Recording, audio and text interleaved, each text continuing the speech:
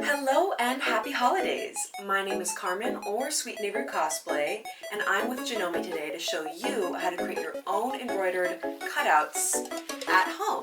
In this tutorial, I will be showing you how to digitize, embroider, and finish your garment to get something like this. So, without further ado, let's get started. So here are the materials you are going to need for this project.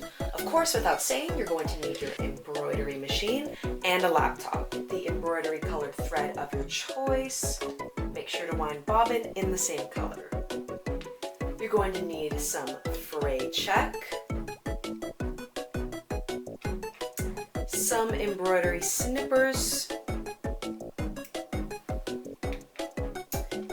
your embroidery software. I have the Janome Artistic Digitizer, stabilizer for your garment, temporary spray adhesive. I have the Silky KK2000 brand. I like this one because it disappears on its own. And of course, you're going to need a USB drive to transfer your files from your laptop to your embroidery machine. And optional, if you're using a polyester fabric, you can also use a small flame to essentially melt the edges to better seal them from fraying. So go ahead and open up your software and select the machine and hoop size you would want. I have the Janome Skyline S9 and I chose the smallest hoop. Now to create my flower design, I went to the shape tool and my ellipses tool and created the center of my flower. For this piece, I used the fill stitch.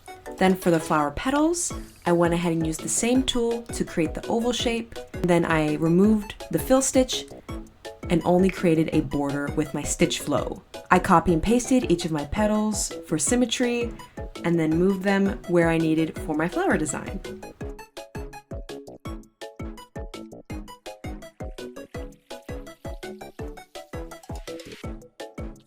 After a little bit of tweaking here and there, I went to my file, save as, and I saved as in JEF file.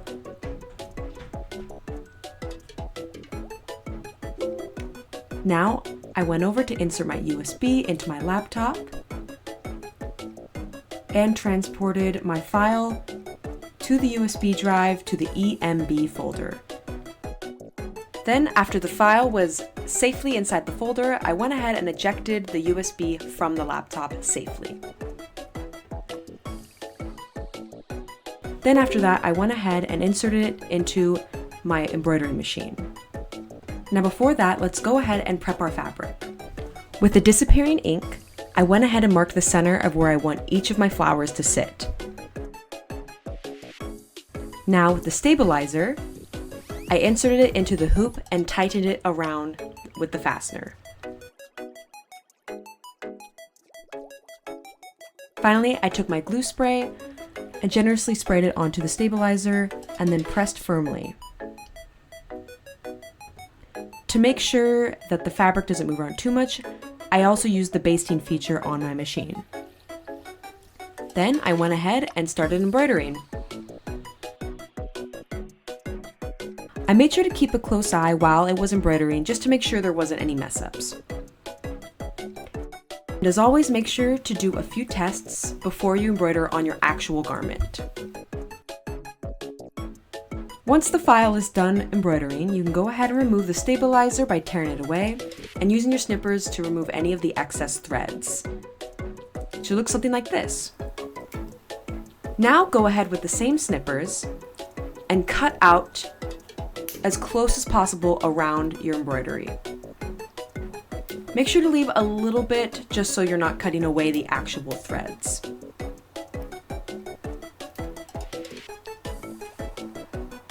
Finally, you can go ahead and use your fray check to make sure it doesn't fray any further. Or if you have polyester fabric, you can go ahead and burnish it. Once you're done with all the embroidery, take your iron and press it flat. And you can finally finish sewing your garment together like I did, and here are the finished results. This is way easier than it looks, and it creates such a beautiful finish. And with that, you should have your finished embroidered cutouts on your garments. And if you made it to the end of this video, I hope this video was very educational for you. And thank you so much for watching. Bye!